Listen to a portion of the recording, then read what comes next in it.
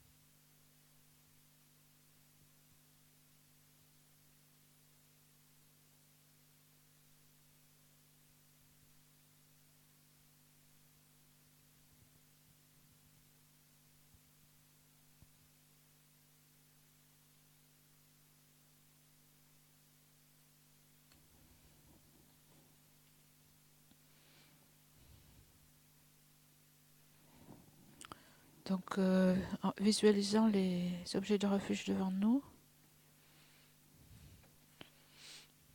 nous prenons refuge, développons l'esprit d'éveil, offrons la prière à cette branche et le mandala et faisons des requêtes au maître pour obtenir ces bénédictions, pour faire cette méditation.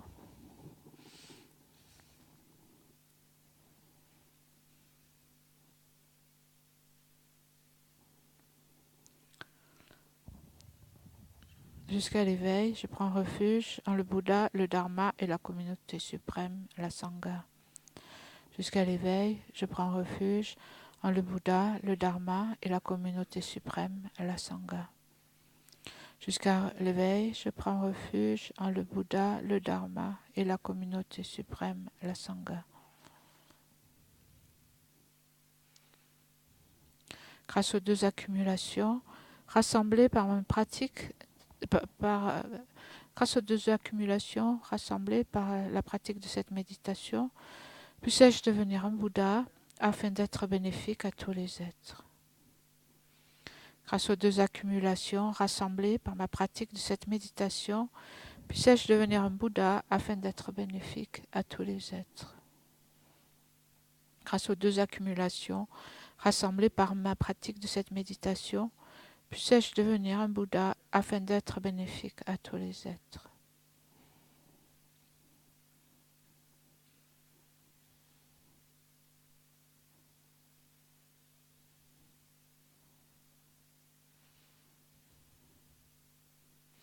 Avec respect, je me prosterne par le corps, la parole et l'esprit.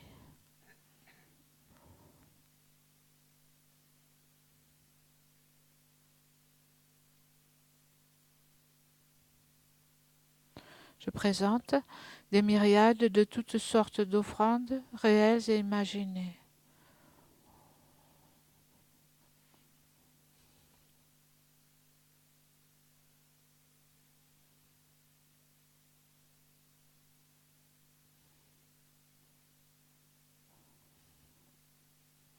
Je confesse toutes les actions négatives accumulées depuis des temps sans commencement.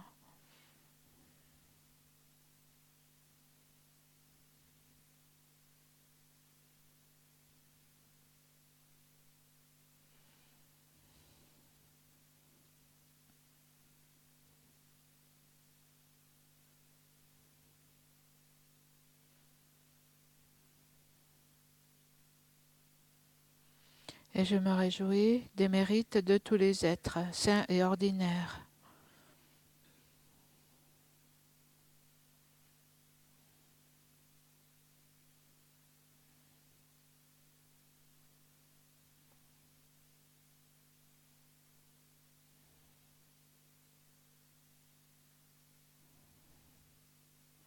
Ô maîtres et Bouddhas, demeurez, je vous prie, jusqu'à la fin du samsara et tournez la roue du Dharma pour les êtres.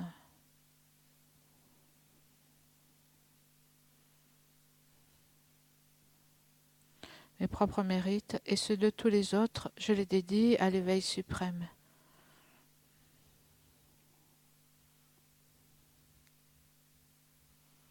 Cette terre, ointe d'encens, jonchée de fleurs, ornée du mont Méru, des 4 continents, du soleil et de la lune, je la visualise comme un champ de Bouddha et je l'offre, puissent tous les êtres jouir de cette terre pure. Je prends refuge et me prosterne devant le Maître et les 3 joyaux précieux. Veuillez, je vous prie, bénir mon esprit.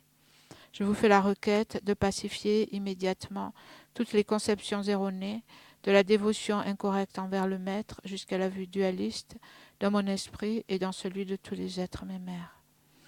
Je vous fais la requête de susciter en mon esprit et celui de tous les êtres mémères toutes les réalisations correctes de la dévotion au Maître jusqu'à l'éveil. Je vous fais la requête de pacifier tous les obstacles intérieurs et extérieurs qui entravent le développement de l'intégralité de la voie graduée vers l'éveil, dans mon esprit et dans celui de tous les êtres mémères. Je prends refuge et me prosterne devant le Maître et les 3 joyaux précieux. Veuillez, je vous prie, bénir mon esprit. Je vous fais la requête de pacifier immédiatement toutes les conceptions erronées, de la dévotion incorrecte envers le Maître jusqu'à la vue dualiste, dans mon esprit et dans celui de tous les êtres mémères. Je vous fais la requête de susciter dans mon esprit et celui de tous les êtres mémères toutes les réalisations correctes de la dévotion au Maître jusqu'à l'éveil. Je vous fais la requête de pacifier tous les obstacles intérieurs et extérieurs qui entravent le développement de l'intégralité de la voie graduée vers l'éveil dans mon esprit et dans celui de tous les êtres mémères. Idam Guru Rana Mandala Kamniatayami. Précieux et glorieux Maître Racine, veuillez demeurer sur le lotus et le disque de lune au-dessus de ma tête. Dans votre grande bonté, veuillez me guider et m'accorder les réalisations de votre corps, de votre parole et de votre esprit. Veuillez me guider et m'accorder les réalisations de votre corps, de votre parole et de votre esprit. Vous êtes l'œil qui contemple l'immensité des enseignements, la porte d'accès suprême à la libération pour les êtres fortunés. À l'aide de vos moyens habiles, vous nous pacifiez avec amour. Ô Maître spirituel qui nous éclairez, je vous invoque. Puissais-je à aucun moment ne laisser surgir en moi la moindre vue fausse envers les actions du Maître glorieux. Puissais-je considérer toutes ces actions comme pures, et avec cette dévotion recevoir les bénédictions du Maître dans mon cœur.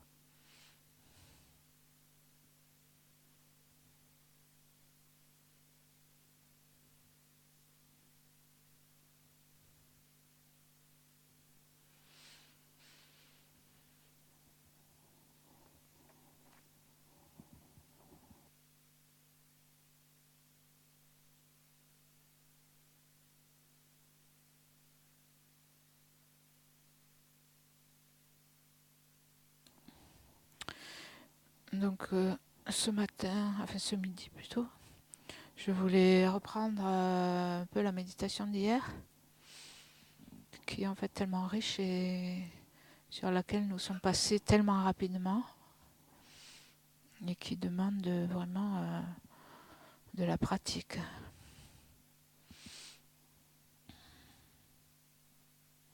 Donc nous parlions de la vacuité.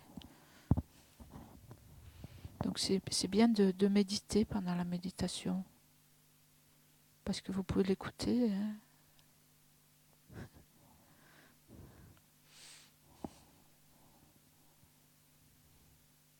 Vous pouvez réécouter sur Internet.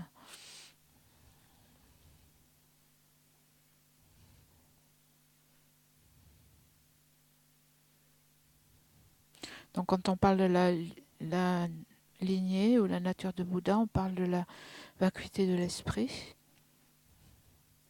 de sa nature ultime. Et c'est ça qui permet en fait le développement de toutes ces qualités et du potentiel jusqu'à le développement parfait et complet de toutes ces qualités jusqu'à l'état d'éveil.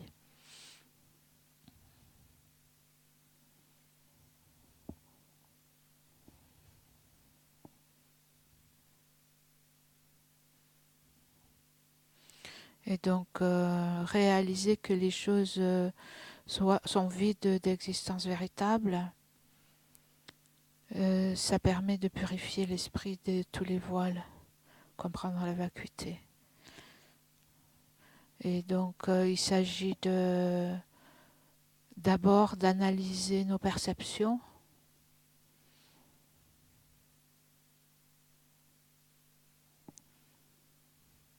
En fait, on dit toutes les personnes et les phénomènes sont vides d'existence inhérente, mais ils nous apparaissent, tout nous apparaît comme doté d'une telle... Tout nous apparaît très réel, en fait, très véritable, existant véritablement. Et donc, il faut d'abord analyser nos perceptions et chercher, voir qu'est-ce que c'est cette existence, identifier cette existence véritable qui nous apparaît,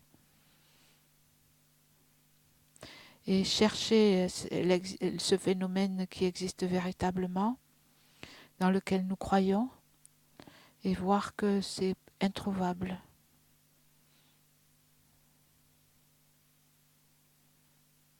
Et donc il n'existe pas de cette façon-là, et se concentrer sur la relation interdépendante qui fait que les choses existent conventionnellement. Et de cette façon, en fait, nous pourrons casser ces hallucinations, dépasser ces hallucinations, voir l'hallucination comme une hallucination. L'hallucination d'existence inhérente. L'hallucination, c'est quelque chose qui nous apparaît, mais qui est quelque chose de faux, qui n'existe pas en réalité. Et on arrêtera de croire à ces projections. C'est comme un tour de magie. Quand on a compris un prestidigitateur, quand on a compris le tour qu'il utilise,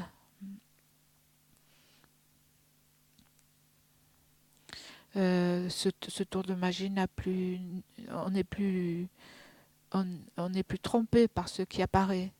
Bien que ça apparaisse, on sait très bien que ça n'est pas vrai, qu'il y a quelque chose derrière. Et là, c'est pareil. Bien que ça apparaît, il faut arriver à voir que pas plus se laisser prendre en fait par ce tour de magie, cette hallucination. Donc d'abord, nous pouvons penser, voir notre vue, comment nous concevons les choses à chaque moment de la journée, que nous soyons éveillés ou endormis, comment en fait nous croyons que tout existe véritablement. On a un sens d'un soi, donc d'abord notre propre personne et tout ce qui nous entoure, aussi les autres, quelque chose d'indépendant, de permanent.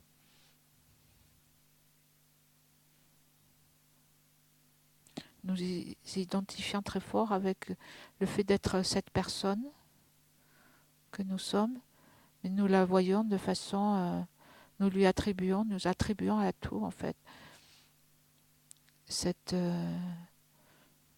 existence véritable, permanente, très concrète.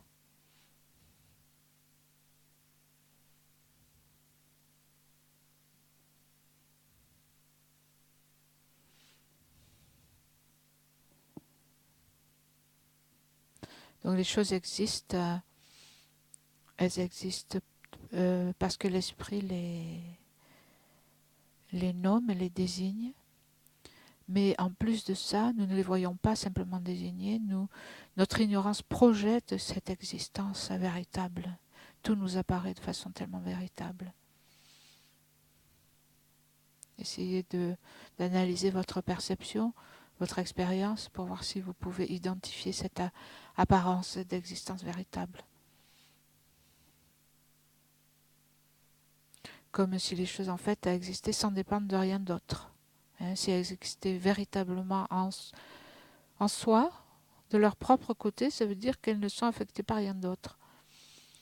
Et les choses nous apparaissent comme ça. Nous leur prêtons ce genre d'identité, d'existence. Essayez de voir si vous pouvez reconnaître ça.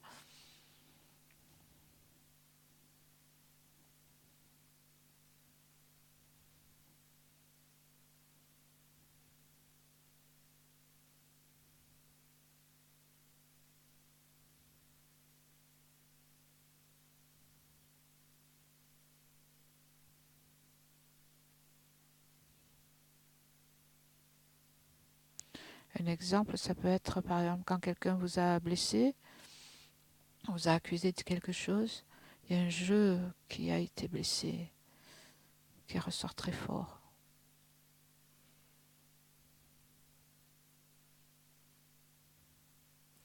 Également, quand vous avez par exemple un objet préféré, votre tasse par exemple, ou un objet auquel vous tenez, qui est cassé,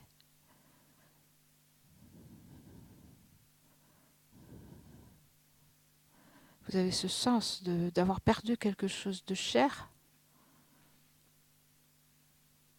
qui est par exemple ma tasse, qui existe par-dessus toutes les parties,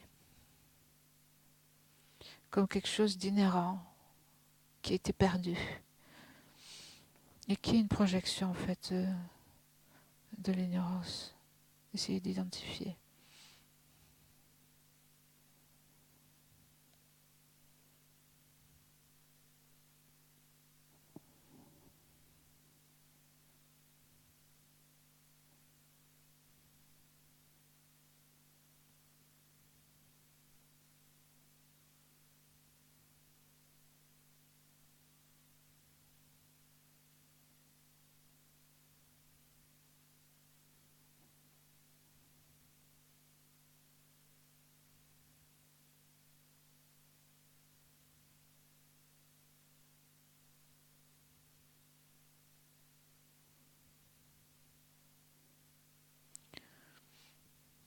un objet cher qui a été abîmé par exemple ou perdu, le, le trop que ça laisse, l'absence, la perte d'un objet en fait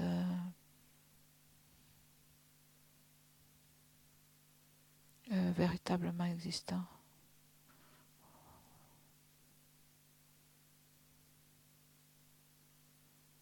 Ou par rapport au jeu aussi. Vous pouvez le chercher, vous pouvez le ressentir.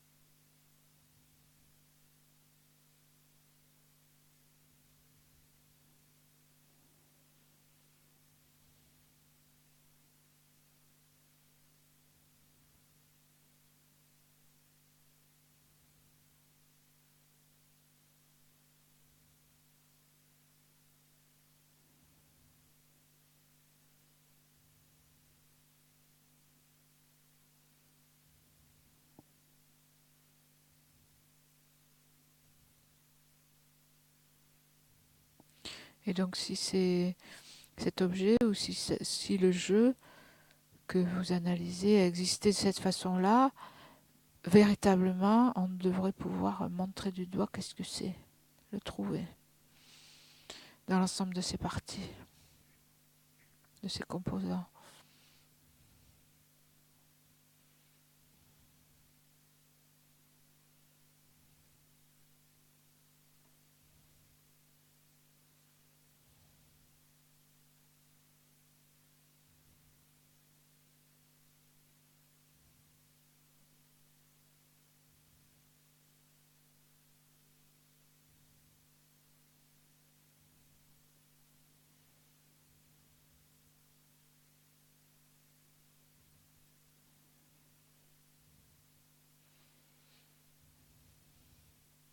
Et donc quelque chose qui existerait véritablement en soi, de son propre côté, ne serait pas affecté par d'autres choses, donc ne serait pas, ne pourrait pas fonctionner.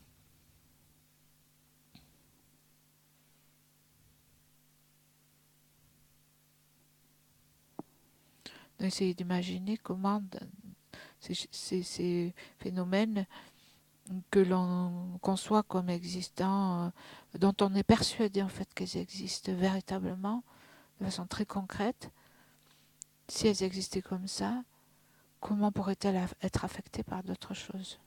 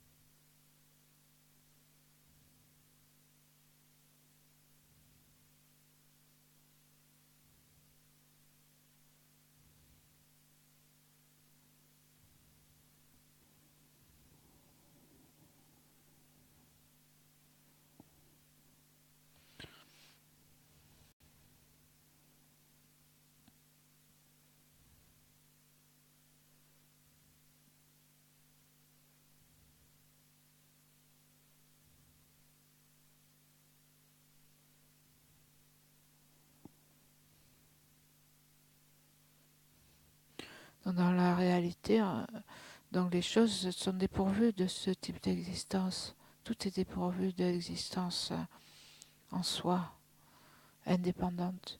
Tout est dépendant. tout est interdépendant.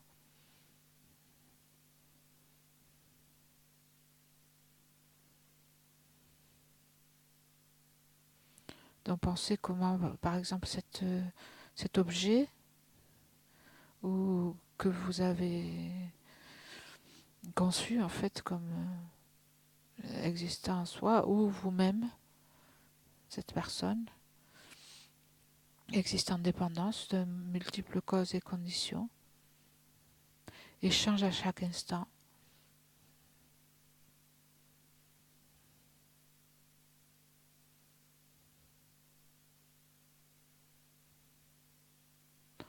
Comment en fait tout dépend de causes et de conditions, de sa base de désignation, ses parties qui les composent, et euh, finalement aussi de l'esprit qui le désigne.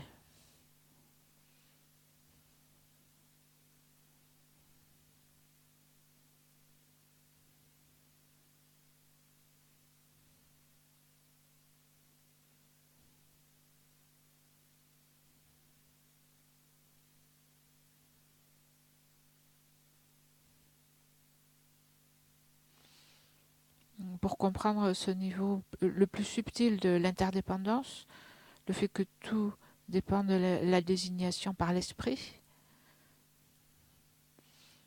ça peut être utile de penser à l'exemple d'une lettre. Vous avez sûrement entendu déjà cet exemple. Si vous prenez par exemple la lettre A ou n'importe quelle lettre,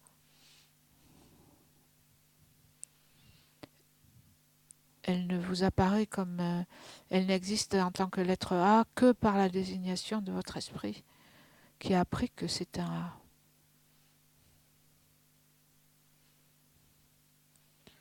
Et que ce A n'apparaîtra pas, n'existera pas pour la personne qui n'a pas appris à lire. Ce qui montre que ce n'est pas un A de son propre côté, mais c'est un A par désignation, par l'esprit. Et en fait, tout existe de cette façon.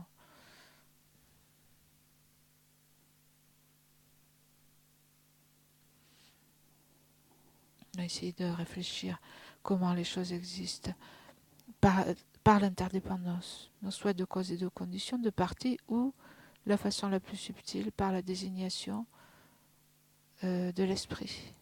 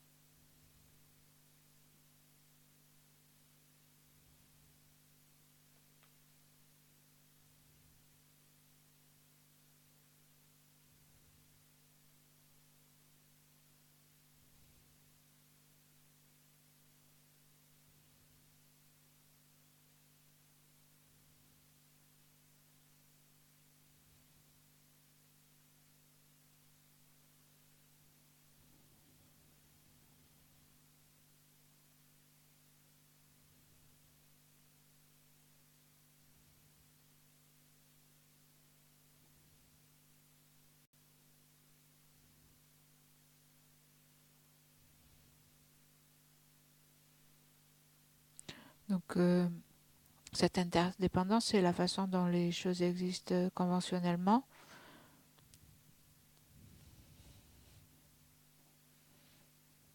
Mais en fait, nous ne reconnaissons pas, nous ne voyons pas les choses comme étant simplement désignées.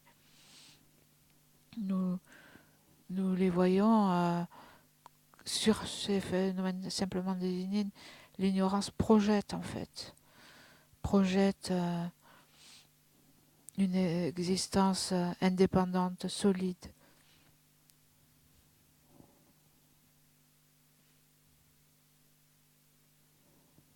Enfin, tout est recouvert dans notre perception par ce film.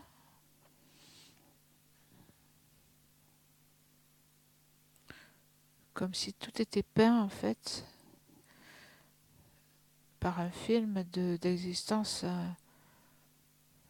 véritable, quelque chose de plus que quelque chose d'exagéré. L'exagération d'existence véritable, une élaboration, quelquefois on dit élaboration de quelque chose qui n'est pas là en réalité.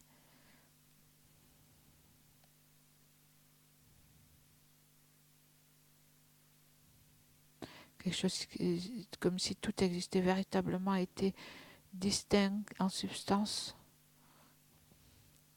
ayant sa propre identité.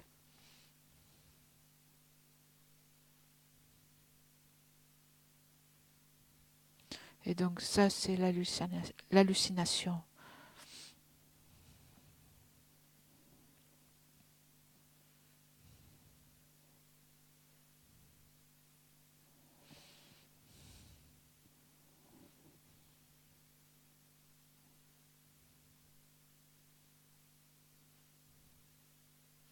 Donc tout ce qui est ajouté au fait d'être simplement désigné par l'esprit, imputé, cette existence véritable, donc c'est ça l'objet de réfutation, c'est ça dont tout est vide.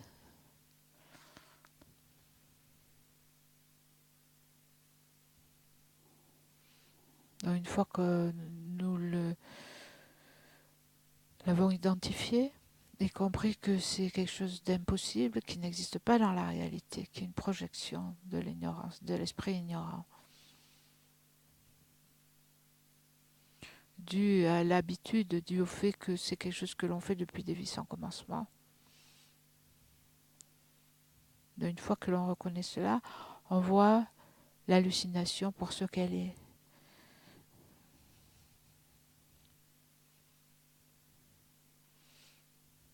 C'est-à-dire on ne croit plus à notre propre projection d'existence concrète, des choses ayant une propre identité en soi, indépendante.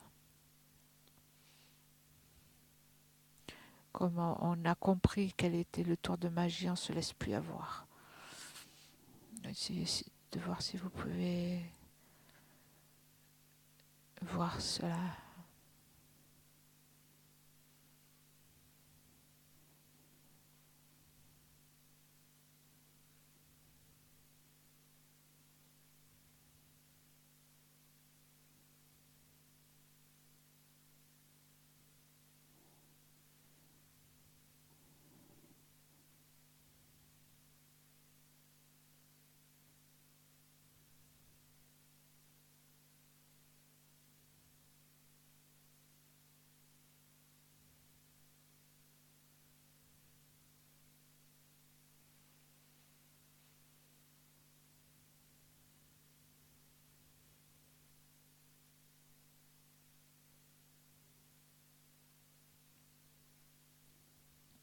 C'est pour cela que dans les textes on trouve différentes illustrations.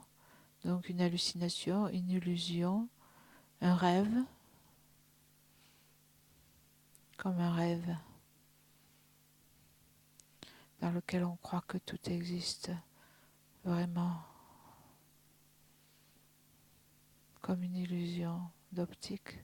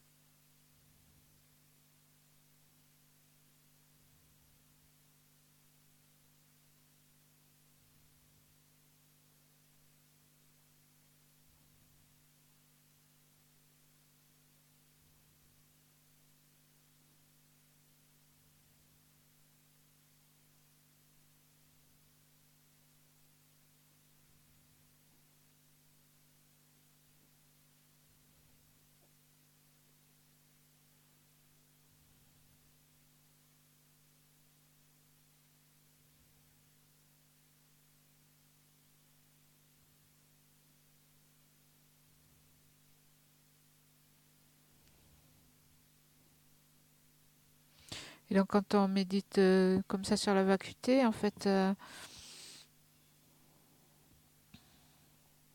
on arrive à cette absence. La vacuité, c'est un négatif, non affirmatif, c'est-à-dire c'est un phénomène négatif comme l'espace.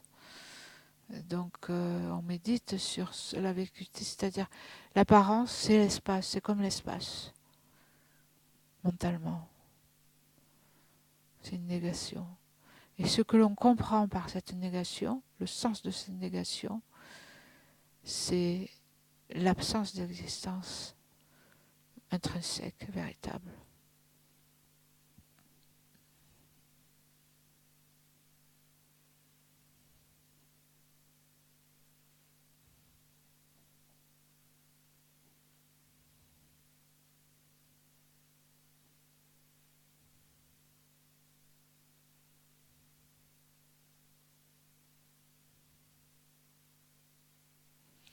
Et donc de cette vacuité dont nous nous manifestons et tout ce qui nous manifestons, nous allons bénir la nourriture et nous allons à la salle à manger, donc tout se manifeste comme une illusion.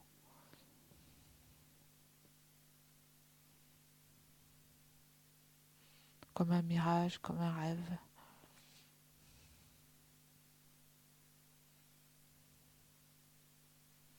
En cela que les choses continuent à nous apparaître avec une existence véritable, mais nous savons que ça n'est pas vrai.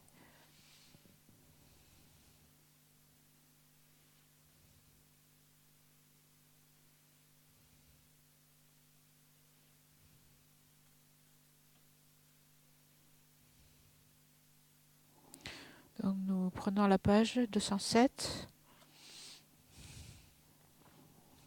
pour bénir la nourriture, l'offrir.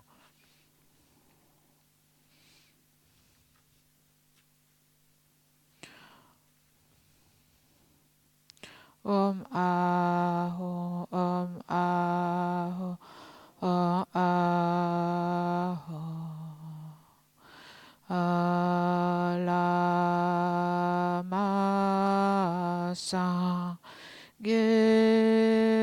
Lama Chödeshe Lama Gedente Kongije Polama Te Lama Namla Shepabo.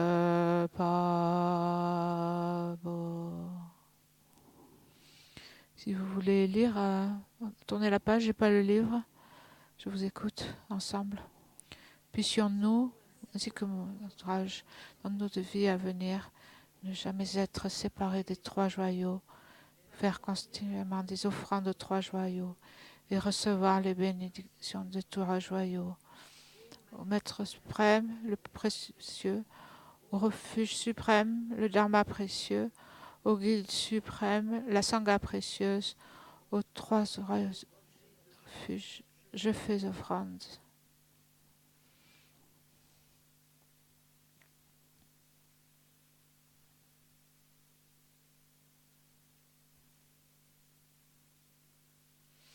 Bon appétit. Il y a une boîte à l'extérieur avec des livres qui sont pour vous, dont je pense un par personne, qui sont de la collection Libre Sagesse. Donc vous pouvez vous servir et on lira aussi tout cet après-midi pour les gens qui ne sont pas là.